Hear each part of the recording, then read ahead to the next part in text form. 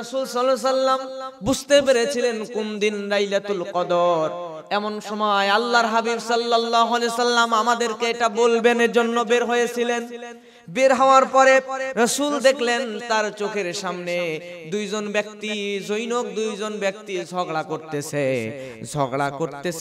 ঝগড়ার দৃশ্য দেখার পরে আল্লাহর নবী কোন তারিখে লাইলাতুল কদর হবে এটা ভুলে গেছেন। ভুলে যাওয়ার পরে আল্লাহর নবী আমাদেরকে বললেন, আমি তোমাদেরকে লাইলাতুল কদরের সংবাদ দেওয়ার জন্য বের হয়েছিলাম, কিন্তু রাস্তার মধ্যে দুইজন ব্যক্তিকে ঝগড়া করতে দেখলাম। দুইজন ব্যক্তিকে ঝগড়া করতে দেখার পরে আমি ভুলে গেলাম কোন দিন ছিল লাইলাতুল কদরের দিন, কোন রাত ছিল লাইলাতুল কদর। এটা আমি নবী ভুলে গেলাম। আমি ভুলে গিয়েছি, হয়তো আল্লাহ সুবহানাহু ওয়া তাআলা আমার ভুলার মধ্যেই কল্যাণ রেখে দিয়েছেন। জোরে বলেন না সুবহানাল্লাহ। পবিত্র রমজান মাসের শেষ দশকে গুরুত্বপূর্ণ একটি রাত হচ্ছে লাইলাতুল কদর। এটি হাজার মাসের চাইতে উত্তম। সুবহানাল্লাহ। ইন্না আনসালনাহু ফি লাইলাতিল কদর। আল্লাহ বলছেন, নিশ্চয় আমি কোরআন অবতীর্ণ করেছি মহিমান্বিত রজনীতে। ওয়া মা আদরাকা মা লাইলাতুল কদর। এই লাইলাতুল কদর এটা কি, আপনি কি এ সম্বন্ধে জানেন? আল্লাহ নিজেই পরের উত্তর দিয়ে দিচ্ছেন, লাইলাতুল কদরি খায়রুম মিন আলফি শাহর। মহিমান্বিত এই রাতটি হাজার মাসের চাইতে হাজার মাস অপেক্ষা উত্তম। জোরে বলেন সুবহানাল্লাহ। সাহাবীদের সামনে আল্লাহ রাসূল এক ব্যক্তি সম্পর্কে আলোচনা করছিলেন। আল্লাহ রাসূল সাল্লাল্লাহু আলাইহি সাল্লাম সাহাবীদেরকে বললেন যে এমন এক ব্যক্তি ছিল এই দুনিয়াতে যে ব্যক্তি আল্লাহর রাস্তায় 1000 মাস জিহাদ করেছে। জোরে বলেন সুবহানাল্লাহ। 1000 মাস তারা আল্লাহর রাস্তায় জিহাদ করলো, এত সওয়াব পাইলো। আমাদের তো এত হায়াতও নাই, হায়াত থাকলে এত সুযোগও নাই, কেমনে পাবো? এই অবস্থায় আল্লাহ রাব্বুল আলামিন এই সূরা কদরটি নাজিল করে জানিয়ে দিলেন আল্লাহর নবীকে, নবী হে, এমন একটা রাত আছে যেই রাতটি আল্লাহ বলছেন লাইলাতুল কদরি খায়রুম মিন আলফি শাহর। যেই রাতটি এমন মহিমান্বিত রাত, যেই রাতে ইবাদত বান্দেগী করলে এক রাতের ইবাদতের কারণে আল্লাহ হাজার মাস ইবাদতের সওয়াব দিয়ে দিবেন। সুবহানাল্লাহ। কয় রাত? এক রাত ইবাদত বান্দেগী করলে আল্লাহ রাব্বুল আলামিন হাজার রাতের সওয়াব দিয়ে দিবেন। আল্লাহ পরের আয়াতে বলছেন, তানাজ্জালুল মালাইকাতু ওয়ার রূহু ফিহা বিইذনি রাব্বিহিম মিন কুল্লি আমর। এই রাত এমন একটা রাত যেই বরকতপূর্ণ রাতে আল্লাহর সব ফেরেশতা, রহমতের ফেরেশতাগুলো দুনিয়াতে অবতীর্ণ হয়ে যায়। সুবহানাল্লাহ বলেন। প্রিয় ভাইরা, সর্বশেষ আয়াতে আল্লাহ বলছেন, সালামুন হিয়া হাত্তা মাতলাইল ফাজর। আল্লাহ রাব্বুল আলামিন কোরআনে বলছেন, শান্তি শান্তি সেই রজনীতে, ফজরের আগ পর্যন্ত, সুবে সাদিকের আগ পর্যন্ত সারা রাতটি শান্তির রাত, সারা রাতটি প্রশান্তির রাত, সারা রাতই আল্লাহ রহমত আর শান্তি প্রশান্তি বর্ষণ করতে থাকে তার বান্দাদের উপরে। তাহলে এই লাইলাতুল কদর, এই মহিমান্বিত রাতটি, এই রজনীটি তালাশ করার দরকার। জোরে বলেন আছে না নাই? এই রাতটি তালাশ করতে হবে। এই রাত আমরা কবে পাবো, এই রাতের ফজিলত কি, এই রাত সম্পর্কে সম্পূর্ণ আলোচনা আজকের জুমায় আমরা জানবো ইনশাআল্লাহ। লক্ষ্য করেন, এই লাইলাতুল কদরের রাত, এই রাতটির এত মর্যাদা কেন? এত মর্যাদার আরেকটি কারণ হচ্ছে এই রমজান মাসের লাইলাতুল কদর, যে রাত্রিটি মহিমান্বিত সম্মানিত রাত, এই লাইলাতুল কদরেই আল্লাহ সুবহানাহু ওয়া তাআলা পবিত্র 30 পারা কোরআন লাউহে মাহফুজ থেকে প্রথম আসমানের বাইতুল ইজ্জাতে সম্পূর্ণ নাজিল করেন। সুবহানাল্লাহ। এই রাত্রেই সম্পূর্ণ কোরআন নাজিল করা হয়। এরপরে গত জুমায় আলোচনা করেছিলাম পর্যায়ক্রমে আস্তে আস্তে 23 বছর আল্লাহ রাসূলের উপরে কোরআন অবতীর্ণ হয়। কিন্তু একই রাত্রিতে এই লাইলাতুল কদরেই আল্লাহ বাইতুল ইজ্জায় লাউহে মাহফুজ থেকে একসাথে কোরআন অবতীর্ণ করেন। এই এক রাত্রিতে ইবাদত করার কারণে হাজার মাস ইবাদতের সওয়াব পেয়ে গেল। আর হাজার মাস এর হিসাব করলে পাওয়া যায় 83 বছর 4 মাস। এখন দেখেন, আমাদের কি 83 বছর সবার কি হায়াত আছে? আমরা এখন আজকালকে 83 বছর তো হায়াতই পাই না। 50, 40, 30, 60, 70 বছরেই আমরা মারা যাই, ঠিক না? কিন্তু এই লাইলাতুল কদর একটা রাত্রি ইবাদত যদি করতে পারেন, লাইলাতুল কদর যদি আপনি পেয়ে যান, তাহলে প্রিয় ভাইরা হাজার মাস অর্থাৎ 83 বছর 4 মাস ইবাদত করলে যেই সওয়াব, সেই সওয়াব আল্লাহ আপনার আমলনামায় দিয়ে দিবেন। সুবহানাল্লাহ।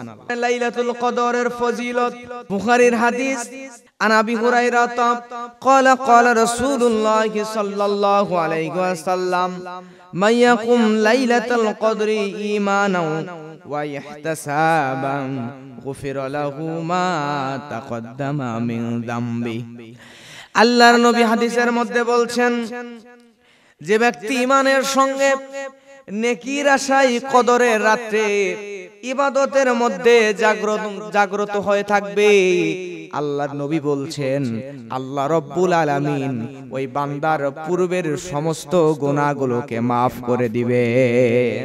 সুবহানাল্লাহ।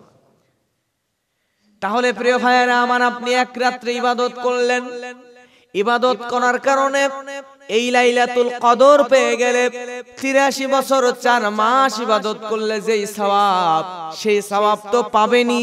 আবার আল্লাহর হাবিব বললেন কোন ব্যক্তি যদি ঈমান নিয়ে সওয়াবের আশায় লাইলাতুল কদরের এক রাত জাগরণ করে, আল্লাহ তার পূর্বের সব গুনাহগুলোকে maaf করে দিবেন, সব গুনাহ আল্লাহ maaf করে দিবেন। তাহলে এই লাইলাতুল কদর তালাশ করার দরকার। সবাই বলেন আছে না নাই? আরো জোরে বলেন আছে না নাই? এখন আসেন, এই লাইলাতুল কদর কবে, এটা আমরা কেমনে বুঝবো? বুখারীর 2017 নম্বর হাদিসের মধ্যে আল্লাহর নবী বলেন আন্না রাসূলুল্লাহ সাল্লাল্লাহু আলাইহি ওয়াসাল্লাম তাহাররাউ লাইলাতুল কদরি ফিল বিতরি মিনাল আশরিল আওয়াখিরি মিন রমাদান। আল্লাহর নবী হাদিসের মধ্যে বললেন, আল্লাহ রাসূল সাল্লাল্লাহু আলাইহি ওয়াসাল্লাম বলেছেন তোমরা রমজানের শেষ দশকে বেজুর রাত্রিগুলোর মধ্যে লাইলাতুল কদর তালাশ করো। তার মানে আমরা জানলাম এই হাদিস থেকে এই রমজানের শেষ 10 দিনের মধ্যে যেই কয়টা বেজুর রাত্রি আছে, এই কয়টা বেজুর রাত্রির মধ্যে কোন একটা রাত্রিতে লাইলাতুল কদর সংগঠিত হয়ে যায়। সুবহানাল্লাহ। শেষ কয়দিন? 10 দিনের মধ্যে বেজুর রাত কয়টা দেখেন? প্রথম বেজুর রাত 21, এরপরে সবাই বলেন না কত? এরপরে তারপর মাত্র 5টা, 21, 23, 25, 27, 29।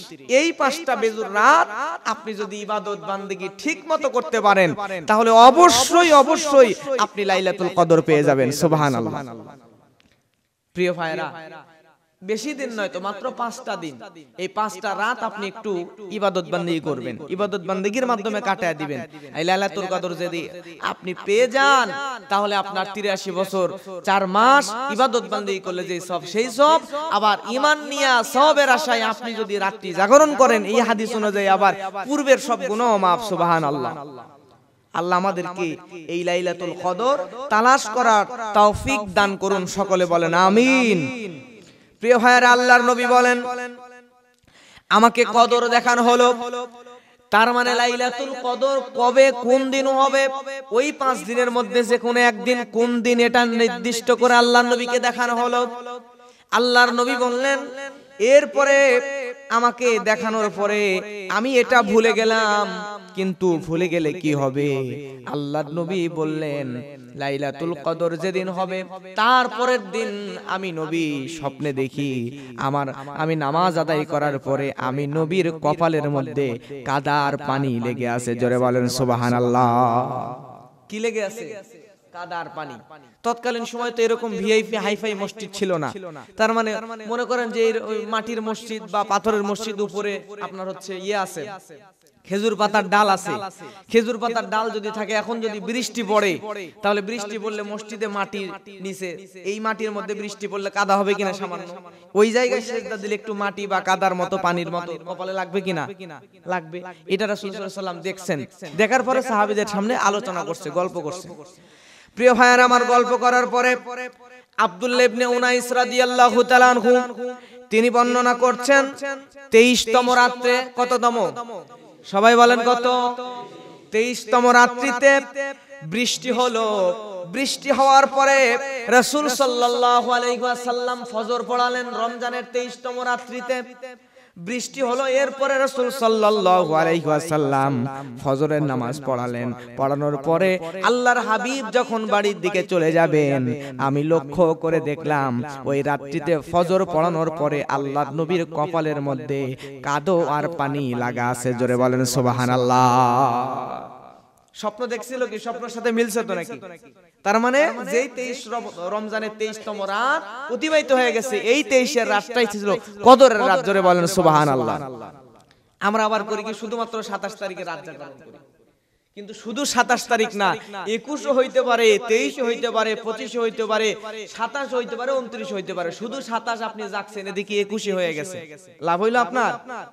এজন্য যে কোনো একদিন নয়, প্রতিদিন জাগবেন। এই প্রত্যেকটা বেজুর রাত্রেই আমরা জাগরণ করার চেষ্টা করব ইনশাআল্লাহ। মিনিমাম একটা নির্দিষ্ট কমপক্ষে তারাবির নামাজ তো সবাই পড়ি, তারাবি ছাড়াও মিনিমাম 8 রাকাত করে হলেও নামাজ পড়বেন। 8, 10, 15, 20, 50 যা পারেন, মানে যতদূর পারেন আর কি পড়বেন, কিন্তু মিনিমাম 8 রাকাত হলেও পড়ার চেষ্টা করবেন ইনশাআল্লাহ এই বেজুর রাত্রিগুলোতে। প্রিয় ভাইরা আমার, এরপরে বুখারীর হাদিস, আল্লাহর হাবিব সাল্লাল্লাহু আলাইহি ওয়াসাল্লাম 25তম রাত্রির কথাটাও বলেছেন। এই বুখারীর হাদিসের মধ্যে আল্লাহর নবী সাল্লাল্লাহু আলাইহি ওয়াসাল্লাম বলেন, একদা আল্লাহর নবী সাল্লাল্লাহু আলাইহি ওয়াসাল্লাম আমাদেরকে লাইলাতুল কদরের অবহিত করার জন্য বের হয়েছিলেন। মানে রাসূল সাল্লাল্লাহু আলাইহি ওয়াসাল্লাম বুঝতে পেরেছিলেন কোন দিন লাইলাতুল কদর। এমন সময় আল্লাহর হাবিব সাল্লাল্লাহু আলাইহি ওয়াসাল্লাম আমাদেরকে এটা বলবেন এর জন্য বের হয়েছিলেন। বের হওয়ার পরে রাসূল দেখলেন তার চোখের সামনে দুইজন ব্যক্তি, জৈনক দুইজন ব্যক্তি ঝগড়া করতেছে। ঝগড়ার দৃশ্য দেখার পরে আল্লাহর নবী কোন তারিখে লাইলাতুল কদর হবে এটা ভুলে গেছেন। ভুলে যাওয়ার পরে আল্লাহর নবী আমাদেরকে বললেন, আমি তোমাদেরকে লাইলাতুল কদরের সংবাদ দেওয়ার জন্য বের হয়েছিলাম, কিন্তু রাস্তার মধ্যে দুইজন ব্যক্তিকে ঝগড়া করতে দেখলাম। দুইজন ব্যক্তিকে ঝগড়া করতে দেখার পরে আমি ভুলে গেলাম কোন দিন ছিল লাইলাতুল কদরের দিন, কোন রাত ছিল লাইলাতুল কদর, এটা আমি নবী ভুলে গেলাম।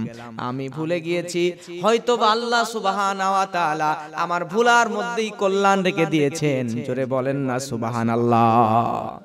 ভুলার মধ্যেই কল্যাণ ছিল। কেমন কল্যাণ দেখেন, ধরে নেন রাসূল সাল্লাল্লাহু আলাইহি ওয়াসাল্লাম যদি নির্দিষ্ট করে বলে দেন যে 25 তারিখেই লাইলাতুল কদর, তাহলে আমরা কিন্তু শুধু 25 তারিখেই রাতে জাগরণ করতাম, আর অন্যান্য কোনো দিন জাগরণ করতাম না। কিন্তু নির্দিষ্ট করে আল্লাহ এজন্য নবীকে ভুলাইয়া দিয়েছেন, নির্দিষ্ট করে বলতে দেন নাই, কারণ বান্দা আল্লাহ চান বান্দা যাতে স্পেশাল আরো কিছু আমল বান্দেগি করে।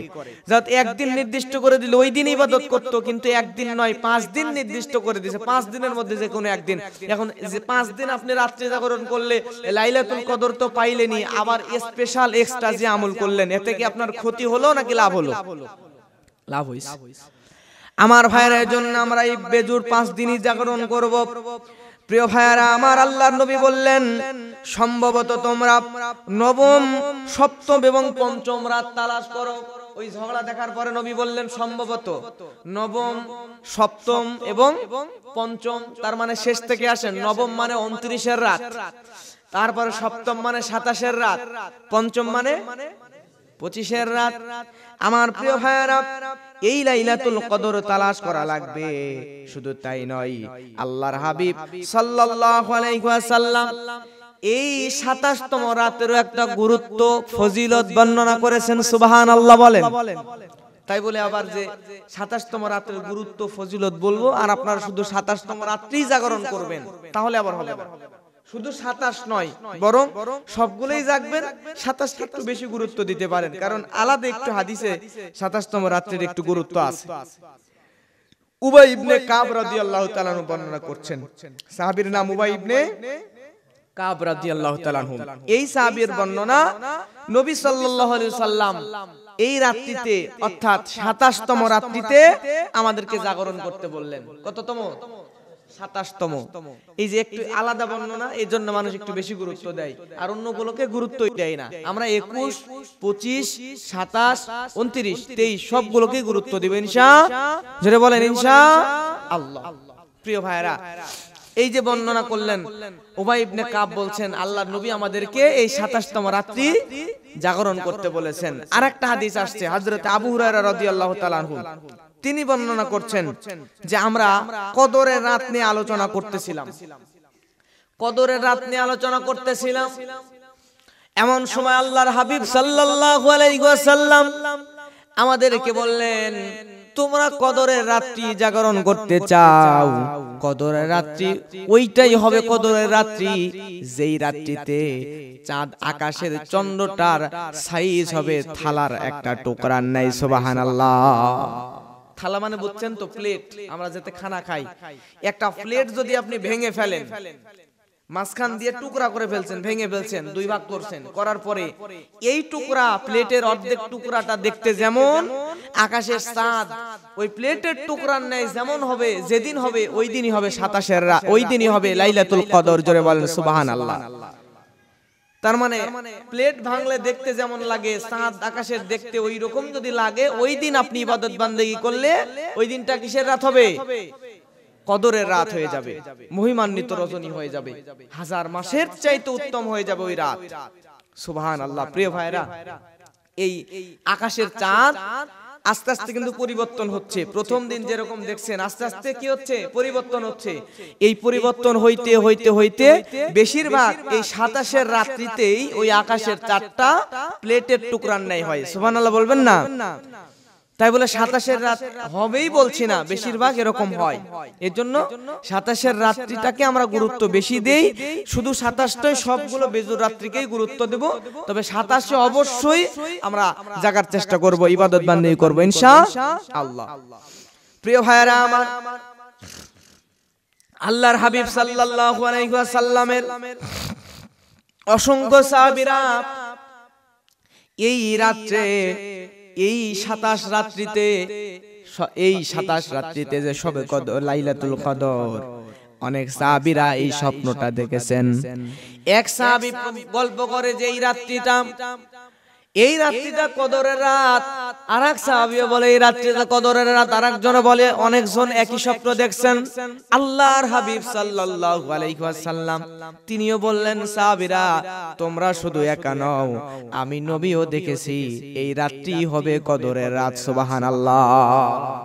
এই বেজুর রাত্রিগুলাই কদরের রাত, বেজুর রাত্রির মধ্যে যে কোনো একটা রাত কদরের রাত হয়ে যাবে।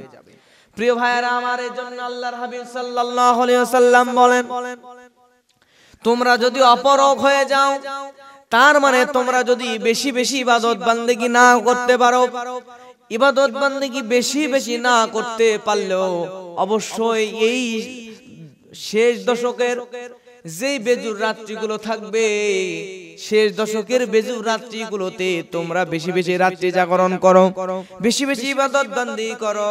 অপরাগ যদি হয়ে যাও, তোমাদের উচিত রমজানের পুরোটা মাস ইবাদত বান্দেগি করা। যদি পুরোটা মাস ইবাদত বান্দেগি নাও করতে পারো, তাহলে শুধুমাত্র এই বেজুর রাত্রিগুলো, শেষ দশকের বেজুর রাত্রিগুলো অবশ্যই অবশ্যই তোমরা জাগরণ করবা। সুবহানাল্লাহ। যদি অপরগ হন, অসুস্থ হন, শরীর আর পারতেছে না, আপনার শরীর একদম ভেঙে গেছে, শরীর অসুস্থ হয়ে গেছে, পারছেন না একদমই, যদি নাও পারেন প্রিয় ভাইরা, তারপরেও আপনাকে অবশ্যই অবশ্যই এই শেষ দশকের বেজুর রাত্রিগুলো জাগরণ করা লাগবে ইনশাআল্লাহ। এবার আসেন এই কদর, লাইলাতুল কদর, এই কদরের রাত্রির দুইটা আলামত আপনাদেরকে বলবো। কয়টা আলামত? দুইটা আলামত। এই দুইটা আলামত যদি কোনো রাত্রে সংগঠিত হয়, এই দুইটা আলামত দেখলে বুঝবেন যে ওইটাই কদরের রাত হয়ে গেছে। এক নাম্বার আলামত হলো আমার ভাইয়েরা, ঠান্ডাও নয় গরমও নয়, ঠান্ডাও নয় গরমও নয়, নাতিশীতোষ্ণ যদি হয়ে যায়, না শীত না গরম, এমন যদি কোনো বেজুর রাত্রিতে হয়ে যায়, তাহলে বুঝে নেবেন ওই রাত্রিতেই লাইলাতুল কদর, ওই রাত্রিতেই কদর অনুষ্ঠিত, সংগঠিত হয়ে যাবে। সুবহানাল্লাহ।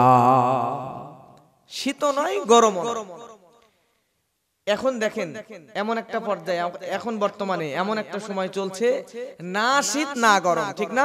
বেশি শীতও না আবার বেশি গরমও না। আলহামদুলিল্লাহ আজকে কিন্তু ব্রেজুর রাত্রির প্রথম, আজকে জুমার শেষে আসর বাদ মাগরিব থেকে শুরু করে নিয়া একদম ফজরের আগ পর্যন্ত আজকেও হয়ে যাইতে পারে 21-এর রাত আজকে, কিন্তু আজকের রাত্রিতেও হয়ে যেতে পারে। দেখেন এই যে ঠান্ডা ঠান্ডা আবহাওয়া, না শীত না গরম, এটা হচ্ছে একটা আলামত। এরপরে দ্বিতীয় নাম্বার আলামত হচ্ছে পরের দিন সকালবেলা, মনে করেন আজকে রাত্রি জাগরণ করলেন, পরের দিন সকালে যে সূর্যটা উদিত হবে, এই সূর্যের তাপ খুব বেশি কষ্টদায়ক হবে না, তাপ সূর্যের আলোটা একদম উজ্জ্বল হবে না। সূর্যের আলোটা হবে এমন, সূর্যের তাপে আপনি যাবেন কিন্তু আপনার কষ্ট লাগবে না, আরাম লাগবে। যদি যেদিন রাত্রি যেদিন কদর সংগঠিত হবে, তার পরের দিন সকালের সূর্য যদি আরামদায়ক হয়, তাহলে বুঝে দেবেন আগের রাত্রিটা লাইলাতুল কদর ছিল। জোরে বলেন সুবহানাল্লাহ। প্রিয় ভাইরা আমার, লক্ষ্য করেন এই কদরের রাত্রে ইবাদত বান্দেগি, এই কদরের রাত্রে আমরা কি কি ইবাদত বান্দেগি করতে পারি? আল্লাহর হাবিব সাল্লাল্লাহু আলাইহি ওয়াসাল্লাম তিনি কেমন করে কদরের রাত্রিতে ইবাদত বান্দেগি করতেন? কদরের রাত্রির এক নাম্বার ইবাদত বান্দেগি হলো আল্লাহ রাব্বুল আলামিনের সঙ্গে কানেকশন তৈরি করার জন্য বেশি বেশি নফল নামাজ আদায় করতে হবে।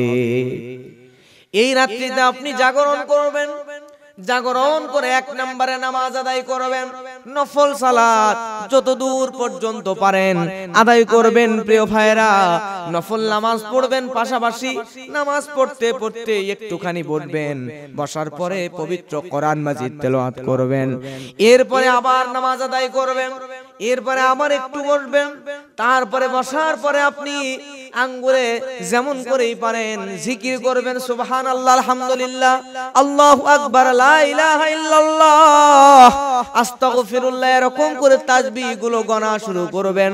আল্লাহর কাছে জাহান্নাম থেকে মুক্তি চাইবেন আর জান্নাত আল্লাহর কাছে আশা করবেন। এরকম করে সারা রাত যদি আপনি নফল নামাজ দিয়া, কোরআন তেলাওয়াত দিয়া, জিকির আজগার দিয়া যদি আপনি কাটায় দিতে পারেন, তাহলে বিশ্বাস করেন আপনার রাত্রিটা যদি লাইলাতুল কদর হয়ে যায়, তাহলে আল্লাহ রাব্বুল আলামিন 83 বছর 4 মাস ইবাদত করলে যে সওয়াব, এক রাত্রি ইবাদত বান্দেগি করলে আল্লাহ আপনার আমল নামার মধ্যে সেই সওয়াব দিয়ে দিবে। প্রিয় ভাইরা আমার, তাহলে এই আমল ইবাদত গুলো আমরা করব। আর ছোট্ট একটা দোয়া আছে, যেই দোয়াটাই লাইলাতুল কদরের রাত্রিতে পড়া যায়। আম্মা জান আয়েশা রাদিয়াল্লাহু তাআলা আনহা আল্লাহর নবীকে স্পেশালি জিজ্ঞাসা করলেন, ইয়া রাসূলুল্লাহ, এই লাইলাতুল কদরের এমন কোন দোয়া আছে কিনা যেই দোয়া আমরা পাঠ করতে পারি? আল্লাহ রাসূল সাল্লাল্লাহু আলাইহি ওয়াসাল্লাম আম্মা জান আয়েশা রাদিয়াল্লাহু তাআলা আনহাকে বলে দিলেন, আয়েশা রে, ও আয়েশা, তুমি এই দোয়াটি পড়বা। দোয়াটি হলো, সবাই আমার সাথে একবার পড়বেন, যাদের অনেকের মুখস্থ আছে আমি জানি, মুসল্লিদের মধ্যে যাদের মুখস্থ নাই তারা মুখস্থ করে নেবেন, আর যাদের মুখস্থ আছে কদর রাত্রিতে এই দোয়াটা পড়বেন। আমি 2-3 বার পড়তেছি, আমার সঙ্গে সবাই পড়বেন দোয়াটি। দোয়াটি হচ্ছে, আল্লাহুম্মা ইন্নাকা আফুউন তুহিব্বুল আফওয়া ফাফু আন্নি। সবাই বলেন না, সবাই বলেন, মুখস্থ হবে না হলে আপনারা মুখস্থ করে নেবেন। আল্লাহুম্মা ইন্নাকা আফুউন তুহিব্বুল আফওয়া ফাফু আন্নি। আল্লাহুম্মা ইন্নাকা আফুউন তুহিব্বুল আফওয়া ফাফু আন্নি। এই ছোট্ট এক লাইনের একটা দোয়া, ছোট্ট একটা জুমলা, একটা বাক্য, এই দোয়াটা আমরা মুখস্থ করে নিব। অর্থ হচ্ছে, আল্লাহ তুমি তো ক্ষমাশীল, হে আল্লাহ আপনি তো ক্ষমাশীল, নিশ্চয় আপনি ক্ষমাশীল, আপনি ক্ষমা করতে ভালোবাসেন, অতএব আপনি আমাদের সব গুনাহগুলো ক্ষমা করে দেন। সুবহানাল্লাহ বলেন। আল্লাহর কাছে যদি আপনি ক্ষমা চান তাহলে আল্লাহ ক্ষমা করবেন না? এই রাত্রিতে ক্ষমা চাওয়ার রাত্রি, ক্ষমা চাইবেন, একটু ইবাদত বান্দিগির পাশাপাশি আল্লাহর কাছে দোয়া করবেন। আরবিতে মুখস্থ করবেন, যদি নাই পারেন একান্ত বাংলাতে আপনি বলবেন আল্লাহ আপনি ক্ষমাশীল, আমাকে ক্ষমা করে দেন, আপনি ক্ষমা করতে ভালোবাসেন, আমারে ক্ষমা করে দেন। আরবিটা মুখস্থ করে নেবেন। আর যদি নাই পারেন সেক্ষেত্রে বাংলা এমন করে বলবেন ইনশাআল্লাহ। প্রিয় ভাইরা, তাহলে এই দোয়াটা আমরা বেশি বেশি পড়বো। এবার আসেন কদর পাওয়ার সহজ উপায়। এই লাইলাতুল কদর আপনি কেমনে পাবেন? এই লাইলাতুল কদর পাওয়ার সহজ একটা উপায় আছে। তার আগে আপনাদেরকে ছোট্ট একটা টিপস বলে দিব। এই টিপসটা আমল করবেন। কাবার একজন ইমাম, সম্মানিত একজন ইমাম এই টিপসটা মুসল্লিদের জন্য বলে দিয়েছিল। আমি আপনাদেরকে এই টিপস, ছোট্ট একটা টিপস বলে দিব। সেটা হচ্ছে এই রমজানের শেষ দশকের 10 দিন। কয় দিন? আজকে মাগরিবের পর থেকে শেষ 10 দিন, মাগরিব থেকে ফজরের আগ পর্যন্ত 3টা কাজ করবেন। কয়টা? 3টা কাজ করবেন। এক নাম্বার হচ্ছে প্রত্যেক রাত্রে আপনি 1 টাকা হোক, 5 টাকা হোক, 10 টাকা, 10 টাকা ধরেন, 1 টাকা 5 টাকা না, প্রতি রাত্রে 10 টাকা করে আপনি দান করবেন। কয় টাকা? 10 দিন 10 টাকা করে দান করলে কয় টাকা হয়? 100 টাকা। 100 টাকা যদি আপনি জীবন থেকে খরচ করেন, আপনি কি খুবই কষ্টে পড়ে যাবেন? পড়বেন না। প্রত্যেকে, ছোট বড় সবাই বাসা থেকে যখন মসজিদে আসবেন, মসজিদে আসার সময় 10 টাকা করে তারাবির সময় মাগরিবের পরে পকেটে করে নিয়ে আসবেন। 10 টাকা করে যদি পকেটে নিয়ে আসেন, আসার পরে মসজিদের কৌটায় তারাবির সময় অথবা মাগরিবের নামাজের সময় বা মাগরিব থেকে ফজরের মধ্যে তো মসজিদে আসেন, যখনই হোক মসজিদে চলে আসবেন, এসে মসজিদে 10 টাকা দান করে দিবেন। যদি মসজিদে আসা সম্ভব না হয় তাহলে গরিব ফকির মিসকিন দেখে, মাগরিবের পর তো ফকির মিসকিন পাওয়া যায় না, এজন্য মসজিদে সবচাইতে উত্তম জায়গা। মসজিদে আসবেন, প্রত্যেক মুসল্লি এ দান করতে পারবেন তো ইনশাআল্লাহ। প্রত্যেকে এই 10 দিন 10 টাকা করে মসজিদে আইনা দিবেন ইনশাআল্লাহ। এরপরে 2 নাম্বার আমল, এই 10 দিন প্রতিদিন কম পক্ষে আপনি কোরআনের একটা করে সূরা হলেও পড়বেন। ছোট ছোট সূরা আছে না, সূরা ইখলাস, কুল হুয়াল্লাহু আহাদ, আল্লাহুস সামাদ, লাম ইয়ালিদ ওয়া লাম ইউলাদ ওয়া লাম ইয়াকুল লাহু কুফুয়ান আহাদ, এই একটা সূরা হলো প্রতিদিন রাতে আপনারা পাঠ করবেন, তেলাওয়াত করবেন ইনশাআল্লাহ। যদি পাঠ করেন তাহলে কি হবে জানেন?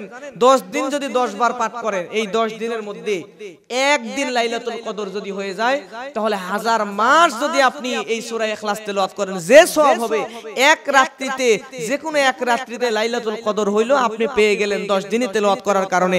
ওই এক রাত্রিতে তেলাওয়াতের জন্য আপনি 1000 মাস তেলাওয়াতের সওয়াব পেয়ে গেলেন।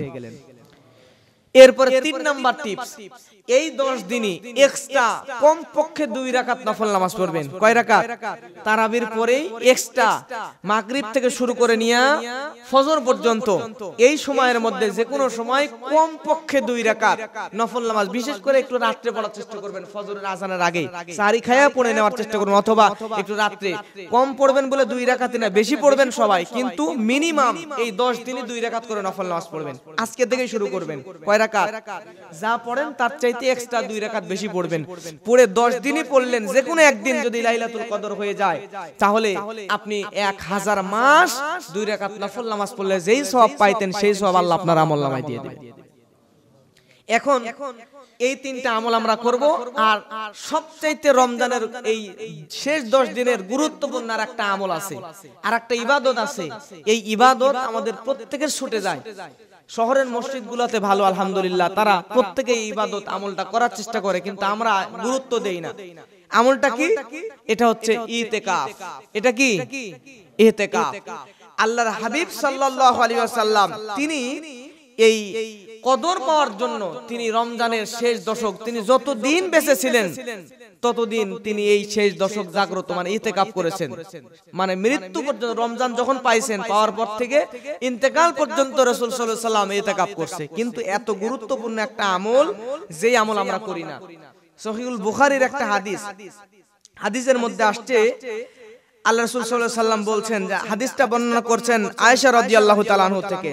আর আয়েশা রাদিয়াল্লাহু তাআলা আনহা قالت كان النبي صلى الله عليه وسلم اذا دخل العشر سد مئسره ওয়া আহইয়া লাইলাহু ওয়া আইখাযা আহলাহু। দেখেন আল্লাহ রাসূল সাল্লাল্লাহু আলাইহি ওয়াসাল্লাম সম্পর্কে আম্মা আয়েশা রাদিয়াল্লাহু আনহা কত গুরুত্বপূর্ণ কথা বলছেন যে আল্লাহর হাবিব সাল্লাল্লাহু আলাইহি ওয়াসাল্লাম এই রমজানের শেষ দশক যখন আসে তখন লুঙ্গিটা কষে নিতেন। লুঙ্গিটা কি করে নিতেন? আমরা লুঙ্গি কষে নেই না, মনে করেন গাছে উঠবেন বা শক্ত কোনো কাজ করবেন, তখন বারবার তো লুঙ্গি পরা যাবে না, একবারে লুঙ্গি কষে বাঁধি, ঠিক না, যাতে সহজে লুঙ্গিটা খুলে না যায়, সহজে হাত না দেওয়া লাগে, মানে শক্ত কাজের আগে কষে লুঙ্গি বাঁধতে হয়। ঠিক আম্মা আয়েশা বলছেন আল্লাহর হাবিব সাল্লাল্লাহু আলাইহি ওয়াসাল্লাম এই রমজানের শেষ দশক আসলেই লুঙ্গিটা কষে বাঁধতেন ইবাদত বান্দিগিতে একদম নেমে পড়ার জন্য। জোরে বলেন সুবহানাল্লাহ।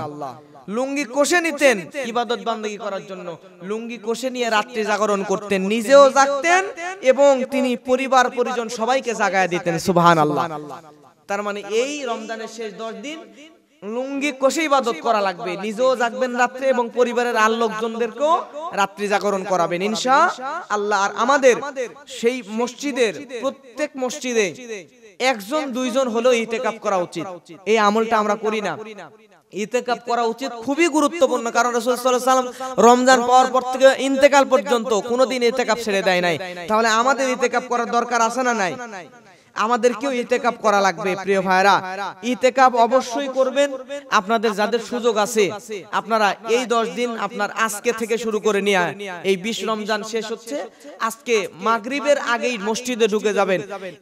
মসজিদে ঢুকে যে এই লাস্টের কয়েকদিন ঈদের আগ পর্যন্ত, চাঁদ দেখা পর্যন্ত আপনারা ইতিকাফ করবেন, মসজিদে থাকবেন, মসজিদে কোরআন তেলাওয়াত করবেন, বাজে গল্প করবেন না। এরপরে আপনি নফল নামাজ পড়বেন, কোরআন খতম দেওয়ার একটা অনেক সুন্দর একটা সময়, এই সময়টার পাবেন না। ইতিকাফ করলে এই জায়গায় বাজে তো গল্প করা যায় না। মসজিদের কোনায় রাসূল সাল্লাল্লাহু আলাইহি ওয়াসাল্লাম তাবু বানায় নিতেন, কিন্তু আপনারা মসজিদের এক কর্নারে সুন্দর করে পর্দা দিয়ে দিতে পারেন, দিয়ে পর্দা দিয়ে আলাদা ওখানে নামাজ পড়বেন, খাবেন, ঘুমাবেন, ইবাদত বান্দেগী করবেন, কোরআন তেলাওয়াত করলেন, বিভিন্ন যত জিকির আজগার আছে সমস্ত আমল ইবাদত করলেন, দুনিয়া বিমুখ হয়ে গেলেন এই 10টা দিন। তাহলে এই ইতিকাফ করার আরো অনেক ফজিলত, কিন্তু আমাদের উচিত মানে সমাজের পক্ষ থেকে হলেও, পুরা একটা এলাকার পক্ষ থেকে হলেও একজন দুইজন হলে ইতিকাফ করা উচিত। কিন্তু এই গুরুত্বপূর্ণ আমল ইবাদত এটা আমরা করি না। প্রিয় ভাইরা, আমাদেরকে আল্লাহ সুবহানাহু ওয়া তাআলা এই আমল করার তৌফিক দান করুন। সকলে বলেন আল্লাহুম্মা আমিন। প্রত্যেকে চেষ্টা করবেন, এবারেই চেষ্টা করবেন ইতিকাফ করার ইনশাআল্লাহ।